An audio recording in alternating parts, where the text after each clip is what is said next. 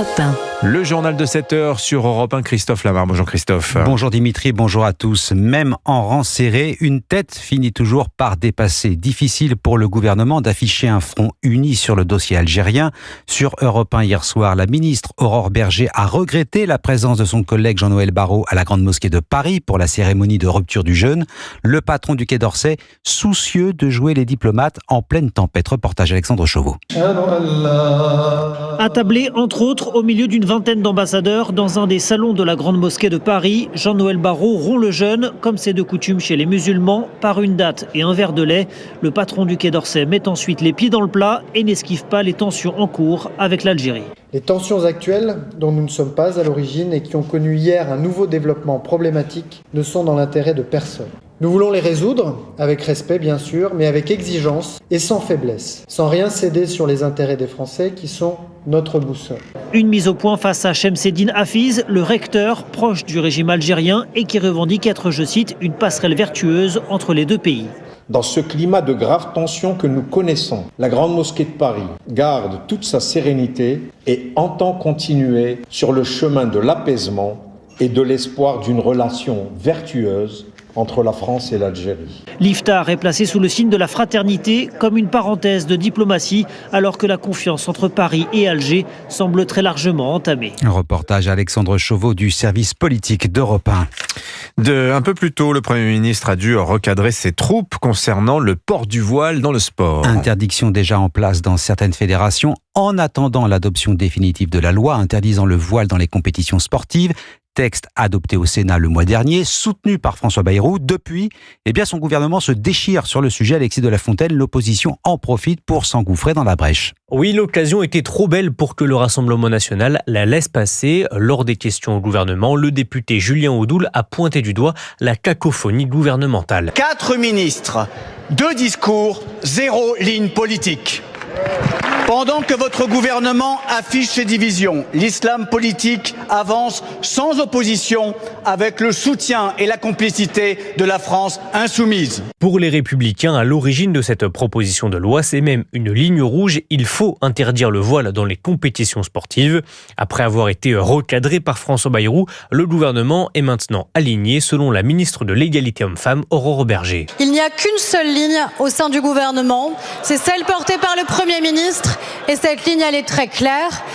Évidemment, la lutte déterminée contre toute forme d'entrisme islamiste. François Bayrou semble donc avoir réussi à éteindre l'incendie au sein de son gouvernement. Alexis de la Fontaine du service politique d'Europe 1. Et près de 24 heures après leur évacuation de la Gaîté Lyrique, une grande partie des 450 migrants se seraient évaporés dans la nature. Moins d'une dizaine a accepté les solutions de relogement proposées par les autorités.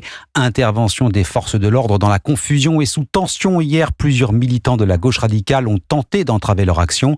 46 personnes ont finalement été interpellées, comme l'expliquait le préfet de police Laurent Nunez sur CNews hier soir. Sur les 46 interpellations qui ont été effectuées donc pendant l'opération, pour 45 d'entre eux, ce sont bien des migrants qui occupaient le site. Et il y a une personne qui a été interpellée pour outrage et rébellion. Un peu plus tard, ont été interpellées 17 autres personnes, ce qui fait qu'actuellement, on a en fait 62 migrants qui sont dans les commissariats parisiens en retenue administrative et leur situation est examinée. Est-ce qu'ils sont majeurs, mineurs voilà. Laurent Nunez, le préfet de police de Paris. Dans le quartier de la Gaîté Lyrique, certains commerçants ne cachent pas leur soulagement de voir les lieux enfin évacués. C'est le cas d'Elia. La patronne du bar de la Gaîté Lyrique avait témoigné avec émotion de ses difficultés liées à l'occupation du théâtre. Sa crainte n'a pas totalement disparu. Elle s'en explique au micro d'Alexis de la Fléchère. L'établissement est resté ouvert pendant 3 mois, mais vu le zonage à l'extérieur, la consommation de stupéfiants et les bagarres, l'établissement était vide. Donc on passait d'une moyenne de 2 000 € par jour à même pas 200 €. C'est la fin d'un calvaire pour moi. Maintenant, j'ai un peu peur de ce qui va se passer par la suite parce que les militants en ont quand même après moi parce qu'ils pensent que c'est à cause de moi qu'on les a sortis comme ça. Moi, les menaces me font peur parce que j'ai des enfants et que moi, en aucun cas, je les ai menacés. Moi, la seule chose que j'ai demandé depuis le début, c'est de travailler. J'ai rien demandé d'autre. Et il y a patronne du bar de la Gaîté Lyrique au micro européen d'Alexis de la Fléchère. Le conclave sur les retraites, il ne tient plus qu'à un fil. Les partenaires sociaux claquent la porte les uns après les autres. La CGT de Sophie Binet pourrait quitter la table à son tour. L'organisation donnera sa réponse d'ici demain. Le Premier ministre l'a répété hier encore à l'Assemblée nationale lors des questions au gouvernement. Rétablir l'âge de départ à 62 ans, c'est impossible. propos de nature à faire vaciller un conclave affaibli par les désertions. Barthélémy Philippe. Oui, après FO et l'UDP, la CGT devrait être la 3e organisation à quitter le conclave. François Bayrou avait promis des négociations en toute indépendance pour les partenaires sociaux, mais il a finalement écarté la revendication numéro 1 de l'ensemble des syndicats de salariés, inacceptable pour Denis Gravouille, le négociateur de la CGT. Les propos de François Bayrou ont tout mis par terre. Les discussions ont été engagées sur le principe de dire on peut discuter de tout. Au fur et à mesure, on pouvait discuter de moins en moins de choses et maintenant de rien. On a fait la balance entre ce qui pourrait être discuté et ce qui ne l'est pas, et le calcul semble être que le compte n'y est pas. Est-ce que nous continuons à participer à des réunions si on ne peut pas discuter de tout? Il est probable que la réponse soit négative, mais surtout, qu'est-ce que nous faisons pour gagner cette abrogation? Une abrogation qui relève plus que jamais du mirage. Si le conclave se poursuit, le MEDEF et la CPME seront confortés dans leur refus d'un retour aux 62 ans. Quoi qu'il en soit, François Bayrou a prévenu, en l'absence d'accord entre les partenaires sociaux, la réforme de 2023 continuera à s'appliquer. Barthélémy Philippe du service économie d'Europe 1. Venons-en à la guerre en Ukraine. Les négociations sur un cessez-le-feu total commenceront dimanche en Arabie Saoudite. Une déclaration cette nuit de Steve Witkoff, l'émissaire spécial de Donald Trump. Et conclusion de l'échange téléphonique entre Donald Trump et Vladimir Poutine, le président américain, satisfait de cette longue discussion, plus de 2 heures avec le maître du Kremlin, Donald Trump, en débriefing, comme si vous y étiez sur la chaîne Fox News hier soir. Je pense que nous avons eu un excellent appel. Cela a duré presque 2 heures. Nous avons parlé de beaucoup de choses, de la manière d'atteindre la paix. Nous avons également parlé d'autres choses. Y a-t-il eu des points non négociables mentionnés par Poutine ? Je crois que les médias du Kremlin ont dit qu'il avait exigé une cessation immédiate de l'aide à l'Ukraine afin de parvenir à cet accord en plusieurs étapes.